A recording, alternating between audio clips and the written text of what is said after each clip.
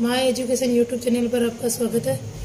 आज हम ग्रुप 3 का एग्जाम्पल नंबर 3 पढ़ेंगे, जिसमें है सिद्ध कीजिए कि इकाई के n वे मूलों का समुच्चय गुणा संक्रिया के लिए एक परिमित आबेली समूह होता है। समूह का मतलब ग्रुप होता है। जैसे मान लो हमें प्रश्न दे दिया कि इकाई के 3वे मूलों का समुच्चय, इकाई के 4वे मूलों का समुच्चय, तो इसमें nवे मूलों का समुच्चय दे रखा है। तो इकाई का nवा मूल यानी 1 की घात 1/n, 1 को हम 1 प्लस आयोटा 0 भी लिख सकते हैं। 1 किसका मान होता है? कोस 0 का, और 0 किसका मान होता है? साइन 0 का। अब कोस 0 का मतलब 1 है, और 1 कहाँ होता है? कोस 2 पाई r पर होता है, क्योंकि कोस में जितनी भी सीरीज है 2 पाई, 4 पाई, 6 पाई, उन पे क्या होता है? कोस का मान 1 ही होता है। इसी तरीके से साइन का मान 0 का होता है। जैसे यहाँ हमने 2 पाई r लिया है, साइन का मान जैसे पाई, 2 पाई, 3 पाई सभी पे होता है, लेकिन यहाँ 2 पाई r लिया तो हमने यहाँ भी साइन 2 पाई r ले लिया। फिर दाएं पर में से कोस 2 पाई r और घात 1/n है, तो नीचे 1/n आ जाएगी, मतलब गुणा में आ जाएगी। तो 2 पाई r की गुणा में 1/n आई, तो 2 पाई r/n बन गई। इसी तरीके से साइन 2 पाई r/n हो गई। ये दाएं पर में लगे हैं। और हमें पता है कि cos theta plus iota sine theta किसके बराबर होता है? e की पावर आयोटा थीटा के बराबर होता है। तो इसी तरीके से ये कोस 2 पाई r/n प्लस आयोटा साइन 2 पाई r/n e की पावर आयोटा 2 पाई r/n के बराबर हो जाएगी। अब हम e की पावर आयोटा 2 पाई/n को अगर हम थीटा मान ले, जहां हम क्या करेंगे इसमें, यानी हमने इतनों को हमने क्या माना है? थीटा माना है। r का मान चेंज होता रहेगा। तो हमने जैसे पहले r बराबर 0 लिया तो क्या बन गया? थीटा की घात 0 बन गई, क्योंकि हमने इतनों को तो क्या ले लिया? थीटा ले लिया। फिर हमने r का मान 1 लिया, फिर r का मान 2 लिया, r का मान 3 लिया, r का मान n-1 तक ले लिया। ठीक है, क्योंकि दाएं पर में ये रूल है कि नीचे n है तो n-1 तक आएगा, नीचे अगर n+1 है तो n तक आएगा, नहीं 1 कम तक आएगा मान। उसके बाद हमने इसको g के बराबर मान लिया, यानी ये हमारे पास क्या आ गया? ये हमारे पास एक समुच्चय आ गया। अब हमने a g का अवयव मानना है, b भी g का अवयव मानना है। इसका मतलब a क्या इकाई का nवा मूल है, और b भी क्या इकाई का nवा मूल है। a की घात n बराबर 1 हो जाएगी, b की घात n बराबर 1 हो जाएगी, क्योंकि 1/n उधर भेजने पर n हो जाएगा। हमने इन दोनों को गुणा किया, LHS को और RHS को भी गुणा किया, तो ab की घात n बन गई, और यहाँ भी 1 आ गया। ab की घात बराबर क्या हो जाएगी? n को काटेंगे तो उधर 1/n हो जाएगा। तो ab भी इकाई का nवा मूल है। इसका मतलब ab किसका भी होगा? g का, यानी जी में गुणन संक्रिया क्या है? सुपरिभाषित है, यानी सहवृत संक्रिया है। सबसे पहले सुपरिभाषित से सिद्ध करना है, उसके बाद है साचर्यता यानी सहमिश्र मूल, क्योंकि इसमें भी हमें क्या दे रखा है? सहमिश्र संख्या दे रखी है। सहमिश्र मूल एक संख्या ही है, तो सहमिश्र संख्या गुणा संक्रिया के लिए क्या होती है? साचर्य होती है। ये तो नॉर्मल सा है। गुणा संक्रिया के लिए तत्सम का अवयव क्या होता है? 1 होता है, तो 1 इसमें विद्यमान है, क्योंकि थीटा की घात 0 का मान कितना होता है? 1। अब प्रतिलोम ढूंढेंगे, तो थीटा की घात 1 का प्रतिलोम क्या होगा? थीटा की घात n-1 होगा। क्यों? क्योंकि दोनों को गुणा करने पर थीटा की घात n बनता है, और थीटा की घात n, थीटा खुद क्या इकाई का nवा मूल है, तो इसका मतलब थीटा की घात n का मान कितना होगा? 1। क्योंकि थीटा इकाई का nवा मूल है, इसका मतलब थीटा का मान क्या आएगा? 1 की घात 1/n आएगा। तो उधर भेजेंगे तो थीटा की घात n का मान भी कितना होगा? 1 ही होगा। इसका मतलब ये इसका प्रतिलोम है। इसी तरीके से थीटा की घात 2 का प्रतिलोम क्या होगा? थीटा की घात n-2 होगा। और थीटा की घात r का प्रतिलोम क्या होगा? n-r, क्योंकि इनको गुणा करने पर थीटा की घात n बन रही है, और n का मान कितना है? 1 है यहाँ से, क्योंकि हमें थीटा यहाँ से हमें इकाई का nवा मूल दे रखा है, जो हमने यहाँ से बनाया था। उसके बाद में क्रम विनिमयता, तो सहमिश्र संख्या गुणा के लिए क्या होती है? क्रम विनिमय होती है। तो जी क्रॉस क्या हो गया? n कोटि का परिमित आबेली ग्रुप हो गया, क्योंकि हमारे पास अवयव थीटा की घात 0 से लगाकर n-1 थे, इसलिए n कोटि का, और n कोटि को हम गिन सकते हैं, इसलिए परिमित है, और आबेली ग्रुप हमने सिद्ध किया। एग्जाम्पल 4, सिद्ध करो कि Z5 का मान हमें दे रखा है 0, 1, 2, 3, 4 संक्रिया प्लस मोडुलो 5 के लिए एक क्रम विनिमय ग्रुप है। प्लस मोडुलो 5 हमें संक्रिया इस प्रकार परिभाषित दे रखी है कि अगर हम a और b को जोड़े और वो 5 से छोटा हो, तब हमें a+b उत्तर लेना है, और a+b को जोड़े और वो 5 से बड़ा या 5 के बराबर हो जाए, तब हमें a+b में से 5 घटाकर उत्तर लिखना है। तो ये सभी संख्या दे रखी है हमें। यहाँ Z5 में क्या ये सारी संख्या है, तो संख्याओं में योग संक्रिया क्या होती है? साचर्य और क्रम विनिमय होती है। अतः Z5 में भी यही होगा। कि हमें साचर्यता और क्रम विनिमयता देखने की जरूरत नहीं है, क्योंकि नॉर्मल संख्या दे रखी है। अब Z5 प्लस मॉडुलो 5 की हम क्या करेंगे, संक्रिया सारणी बनाएंगे।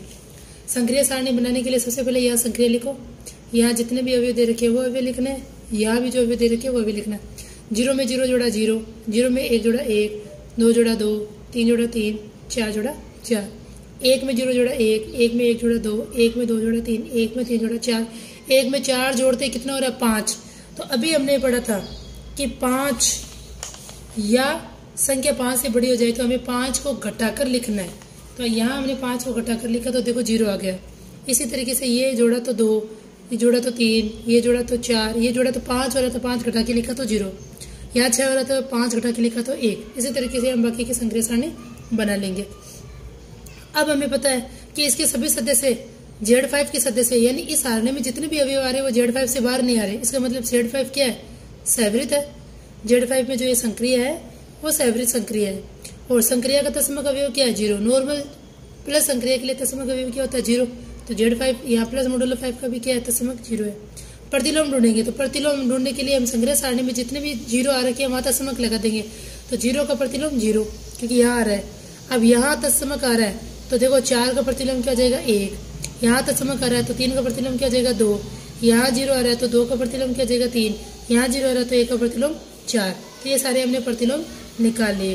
अब हम क्या करेंगे, आगे वाला एग्जाम्पल करेंगे, एग्जाम्पल 5। तो सिद्ध कीजिए कि F1, F2, F3, F4, F5, F6 संयुक्त फलन संक्रिया के लिए एक है परिमित प्रति अभिलय ग्रुप। प्रति अभिलय ग्रुप का मतलब क्रम विनिमय ग्रुप नहीं है, सिर्फ परिमित है।